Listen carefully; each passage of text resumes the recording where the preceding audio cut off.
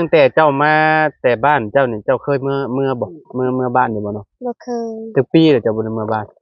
หลายปีแล้วหลายปีแล้วอืมคือบ่เมื่อเยี่ยมยามพ่อแม่นี่แต่อยากเมื่อแต่บ่มีเงินบ่มีรถเอแต่อยากไปจ้างรถแต่บ่มีเงินออยากมาเยี่ยมมายามทางพ่อแม่อยู่เนาะเพิ่นเฒ่าแฮงแล้วบ่ซะเนาะเฒ่าแห้งแล้วอ๋อก็เฮ็ดเวียกก็บ่ได้มันพี่น้องเจ้าจักคนบ่มีพี่น้อง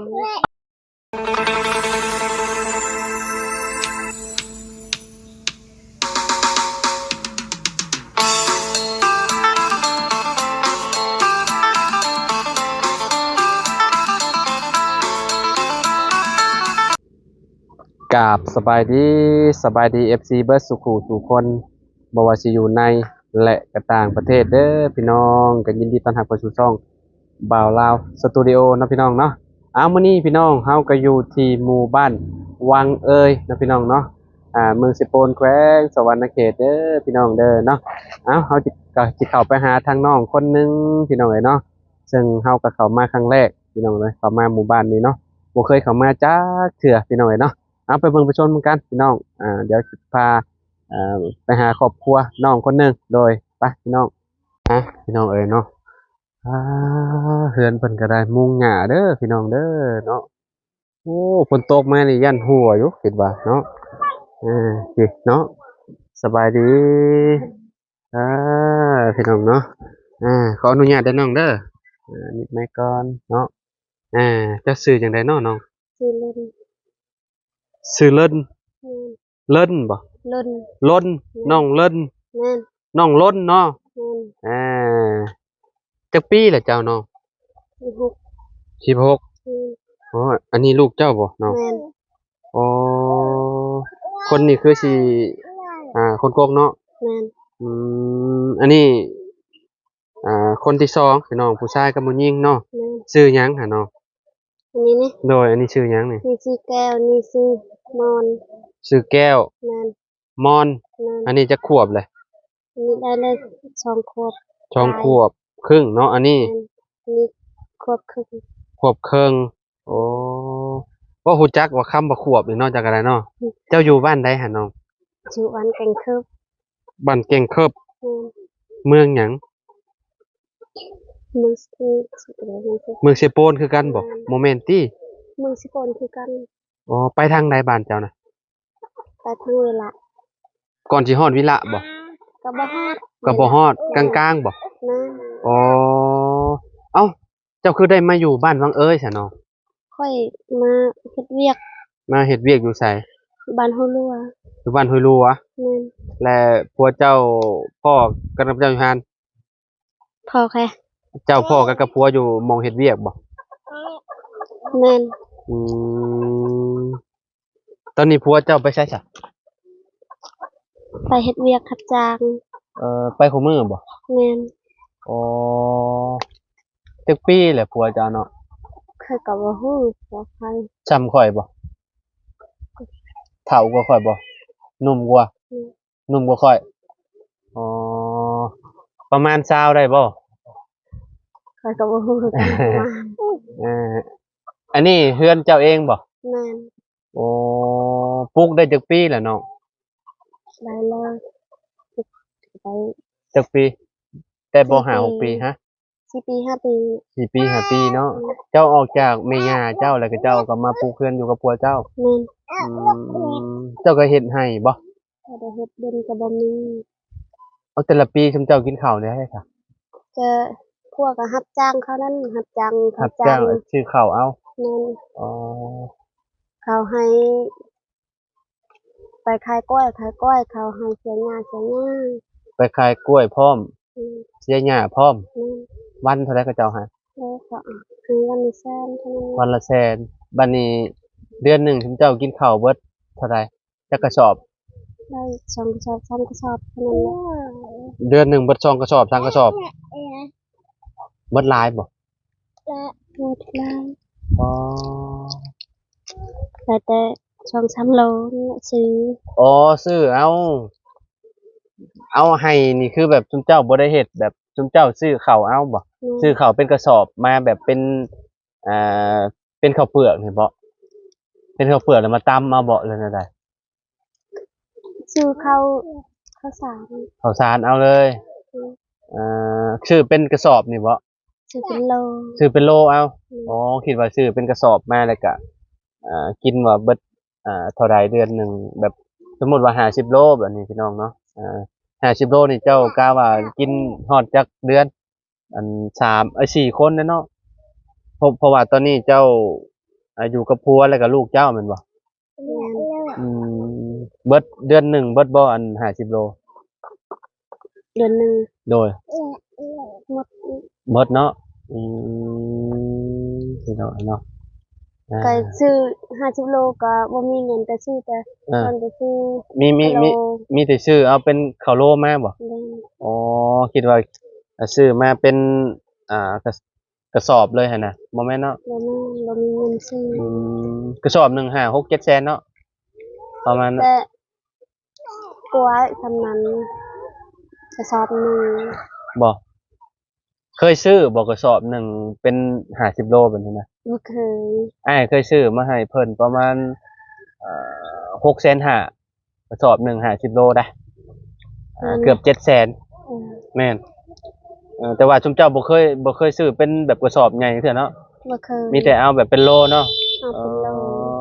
แต่อยากซื้อกระสอบมาบ่มีเงินซื้อ บ่มีเงินซื้อ แต่อยากเฮ็ดแนวใด น้องเอ้ยเนาะคันว่าเพิ่นสิซื้อเข้าว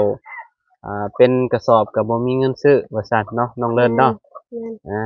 เนาะก็คือตั้งแต่เจ้ามาแต่บ้านเจ้านี่เจ้าเคยเมื่อบ่เมื่อบ้านอยู่บ่เนาะ บ่เคย จักปีแล้วเจ้าบ่ได้เมื่อบ้าน หลายปีแล้ว หลายปีแล้ว อืม คือบ่เมื่อเยี่ยมยามพ่อแม่นี่ แต่อยากเมื่อแต่บ่มีเงินบ่มีรถแต่อยากไปจ้างรถก็บ่มีเงิน อยากมาเยี่ยมมายามทางพ่อแม่อยู่เนาะเพิ่นเฒ่าแฮงแล้วบ่ซะเนาะ เฒ่าแห้งแล้ว อ๋อ ก็เฮ็ดเวียกก็บ่ได้มัน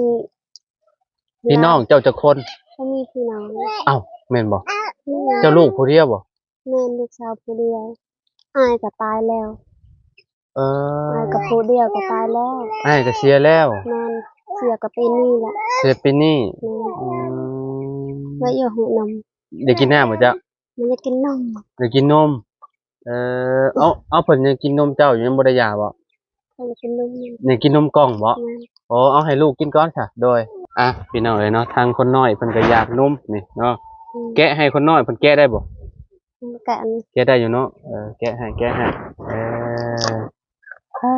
พี่น้องเอาถ่ายปีหัวปีได้นี่เนาะพอดีเลยใหญ่ก็หัวเพียงหัวเลยนี่เนาะ อืม อืมแซ่บๆแกะให้หมอน้อยนี่นำอันนี้แกะเป็นอยู่บ่แกะเป็นอยู่เนาะวนกลับมาอันพ่อแม่เพิ่นก่อนพี่น้องเนาะเราก็เฮ็ดให้เฮ็ดนาอยู่บ่เนาะพ่อแม่เจ้าน่ะ พ่อแม่คนนี้ โดย เราเฮ็ดก็เท่าแล้วเราเฮ็ดบ่ได้ ไผเบิ่งลาวซะตอนนี้ เบิ่งไผ เอาเบิ่งพ่อเบิ่งแม่เด้ เบิ่งพ่อแม่ โดย ก็บ่มีใครเบิ่ง อ๋อเพิ่นเฒ่าแล้วเด้ เพิ่นเท่าแล้ว เจ้าคือบ่มืออันอยู่นํเพิ่นจ้ะคือบ่มือดูแลเพิ่น เพิ่นเมื่อพอบ่อยากเมื่อนะ เพราะบ่อยากมือบ่อยากอยู่นี่อืมแปลว่าเจ้าเคยชวนเพิ่นบ่เคยชวนมืออยู่บ่ แต่เคยชวนแต่พ่อบ่อยาก บ่อยากกลับพ่อแม่เราก็อันนั้นบ่ซะอันทางผัวเจ้ายังอยู่บ่ พ่อแม่พวกคนนี้ แม่ยังอยู่บ่ ยังอยู่ แปลว่าพี่น้องเราก็หลายคนอยู่บ่ แต่หลายคน แต่ว่าเราบ่อยากมือ แต่หลายอยากเมื่อ อืม พี่น้องอายพวกข่อย3-4คน 3-4คนเราเป็นคนอันน่ะที่เท่าใดอันผัวเจ้าเป็นลูกหลาหรือลูกกก บ่ได้ลึกแล้วจักข่อยก็บ่ฮู้คือ คนกลางหรือคนที่เท่าใดแต่บ่แต่ว่าเจ้าบ่ฮู้ แต่ข่อยบ่ฮู้ พี่น้องเนาะเราก็อยากมาเยี่ยมมายามทั้งพ่อแม่อยู่แต่ว่าเงินคำกำแก้วนี่พอได้แต่ซื้อข้าวซื้อหยังเนาะเวลาผัวไปหาก็ได้เนาะเจ้าก็ไปเฮ็ดเวียกก็บ่ได้บ่ บ่ได้มีแต่เลี้ยงลูกนี่ ข้าวลูกเนาะอืมก็ยังไข่อยู่ได้ผัวเจ้ายังเฮ็ดเวียกเฮ็ดงานเนาะ แต่ว่าเพิ่น เฮ็ดเวียกก็เฮ็ดเวียกก็ ฮะ เฮ็ดเวียกนำจากคนลาวเองคน อืมก็พอได้แต่ซื้อข้าว แม่น อ๋อฝนตกนี่หัวบ่เฮือนเจ้านี่เนาะ กลัวหมดแต่อยากนอนก็บ่ แบบ นอน นี้ ก็ เล บ่ ย ได้ ได้เพิ่นโอ้หัวแล้วนี่หมองลบนี่เนาะเป็นกระปูกระบงอยู่เลยนี่เนาะพี่น้องอืมโอ้หญ้านี่หามาเองบ่หรือว่าแนวใดหามามุงเองบ่ เพื่อนนี่ แม่นหญ้ามุงนี่นะนี่ หาเอง บ่ผัวเจ้าเฮ็ดเองบ่ล่ะบ่นี่นะ เฮ็ดเอง อ๋อมองลบไปแล้วเนาะน้องเนาะคือแบบมันหัวได้พี่น้องเอ้ยเนาะฝนตกชุมเจ้าไปอยู่ใช่ มันตกก็อยู่นี่นอนนี่ หมุนเอาละติหมุนไปหม่องมันบ่หัวแล้วเนาะ มันหัว บ่อนได้บ่หัวก็คือแบบต้องไปอยู่บ่อนนั้นเนาะ แม่น เออช่วงนี้ฝนกำลังเริ่มมาเนาะ แม่น งานเข้าแล้วพี่น้องเอ้ยเนาะเออเปียกๆเลยแหละพี่น้องเอ้ยเนาะเฮ็ดแนวใดเนาะมันเพิ่นบ่มีสังกะสีพี่น้องเนาะ มันเป็นหญ้าเนาะ แม่น เฮ็ดแนวใดได้เนาะเออ บ่ได้เพื่อนก็อยู่ก็บ่ได้เดินก็บ่ได้เพื่อ อั น นนี้ดินไผเขาเจ้าอยู่เนาะ ดินในบ้านนี่แหละ ดินคนในบ้าน อืม แต่ว่าเพิ่นให้อยู่บ่ แม่น อ๋อเพิ่นก็ใจดีเนาะให้อยู่เนาะ แม่น แต่ของผัวเจ้าได้ซะเนาะ ข เพิ่น องครัว เพิ่นบ่มีบ่เลยนะล่ะ นี่แม่เรา อยู่นำแม่ยังบ่ได้แบ่งบ่ เราเยอะแบ่งให้ค่อย เอาคือว่าชัด ค่อยก็บ่ฮู้คือกัน เอาก็แบ่งให้ เด่น ก็แบ่งให้ คือ ลูก กัน ชายแหละเนาะ เราก็บ่มีเด่นเฮ็ดคือกัน อ๋อ จักรวาล ย่าเจ้า ละ หา แบ่ง บ่มีดินคือกัน แม่น เอคิดว่ามีบ่มีบ่ อืม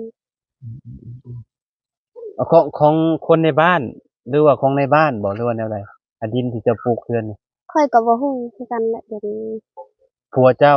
ต้องฮู้นำผัวเจ้าเนาะผัวเจ้าฮู้เนาะ แม่น แต่ว่าเจ้าเป็นคนนอกเป็นคนมาแต่อื่นบ่ฮู้เนาะ แม่น ใช่แต่ทางอื่นน่ะนะพี่น้อยเนาะคันว่าเอ่อของปู่ของย่าเราก็บ่ฮู้ว่าอยู่หม้องใดเนาะไม่ใช่อันเฮือนปู่เฮือนย่าอยู่ในเลยบ่ใช่เพิ่นบ่เห็นตัวใด ตอนนี้ ใกล้ๆกันนี่บ่ แม่น เออ เพิ่นลังสักกะซีนี่ก็นี่ก็เฮ็ด ใช่อัน ทาง นี้ นั้ บ่ นก็ลังสักกะซี อันนี้ก็แม่น แม่น เฮือนญาติพี่น้องทางผัวนี่เนาะ อืม อืมอ่าพี่น้อยเนาะ เพิ่นก็อยู่กับลูกกับผัวพี่น้องเฮือนหลังนี้คือแบบเวลาฝนตกฟ้าโล่งเพิ่นก็หาชดเพิ่นว่าเนาะมันหัวเพิ่นว่าพี่น้องเนาะเพราะว่าใช้หญ้ามุงเด้เนาะหมู่บ้านนี้บ่มีไฟฟ้าพี่น้อยเนาะยามกลางคืนมาคือมืดคักเนาะแต่ว่าไปทางใดก็บ่ได้เด้เนาะมันมืดเนาะต้องใช้โคมไฟอย่างเดียวเลยบ่แต่ค่ำปึ๊บก็มืดปึ๊บเลยเด้พี่น้องเอ้ยเนาะเพราะว่าห่างจากหนทางก็ไกลเติบเลยพี่น้องแต่ว่ามันเป็นหมู่บ้านบ่ใหญ่เนาะประมาณ10ปลายบ่ฮอดบ่10หลักเดือนนี้ แม่น11 12ฮอดบ่ ค่อยก็บ่ฮู้ แล้วก็บ่ฮู้คือ แม่ กัน น เบิ่งคร่าวๆก็ประมาณ10นี่แหละ10ปลายหน่อยๆแหละพี่น้องเอ้ยเนาะคิดว่ามันก็บ่ได้หลวงบ่ได้หลายปานใดเนาะอาเนาะมื้อนี้พี่น้องก็เนาะได้มาสัมภาษณ์น้องเพิ่นนี่แหละพี่น้องน้องล้นเด้อเนาะชื่อเนาะ อืม ห้องย่างเนาะเจ้าเนาะ แม่น ชื่อเล่น สิล้น น้องล้น แม่น โอ้พี่น้องเนาะอีหน้ากับผู้แซ่บบ่ลูกแซ่บ แซ่บ แอมบ่ถือบ่ค่อยว่าแอมถือบ่เออ โอเคมื้อนี้เฮามีข้าวให้ลาวพี่น้องนี่ให้เอาให้เด้อ ขอบใจเด้ โอเคเป็นข้าวเหนียวเด้อน้องเด้อ เลย ข้าวเหนียว5โลพี่น้องเอ้ยเนาะมีแต่เจ้าบ่มีข้าวเจ้า1กินรถเด้อ โดย พี่น้องเอ้ยเนาะเขาติดรถติดรางไว้ผู้ใหญ่เพิ่นให้เฮาเอาชื่อติดรถไว้เนาะพี่น้องก็เห็นครอบครัวใดที่ว่าแบบเพิ่นบ่มีข้าวมีหยังก็เอาให้เพิ่นเนาะก็คือน้องเลินน้องหยังเพิ่นนี่แหละพี่น้องเฮาก็เอาให้เพิ่นเนาะพี่น้องเนาะข้าว6โล1กิโลเด้อบ่แม่นข้าวเจ้าเด้อน้องเด้อสิจะมารถเนาะเอาอ้ายกลับปะเลยเด้อเพิ่นนี่เด้อ เลย เนาะ ขอบใจเด้อ โดยอยู่ดีมีแฮงเนาะพี่น้องเนาะโดยโอเคพี่น้องเลยเนาะ ตอนนี้ก็สิขอโตแล้วพี่น้องเนาะเฮือนเพิ่นก็สิประมาณนี้เด้อพี่น้องเด้อเนาะแบบดั้งเดิมแต่กี้แต่ก่อนเลยพี่น้องเนาะอ่านี่บ่มีไฟฟ้าโอ้กินฮอดสมัยนั้นเด้พี่น้องเอ้ยเนาะทางเฮือนซาลาดแปดเพิ่นก็ได้เนาะประมาณนี้แหละพี่น้องเนาะนี่โอ้ยพี่น้องเอ้ยเนาะโอเคขอบคุณพ่อแม่พี่น้อง FC เบ่สู่ทุกคนที่ติดตามและเป็นกำลังใจให้เด้อบ่ว่าสิอยู่ในและก็ต่างประเทศเนาะสำหรับคลิปนี้เนาะขอตัวแล้วพี่น้องพอกันคลิปหน้าเนาะสบายดีเด้อพี่น้องเด้อ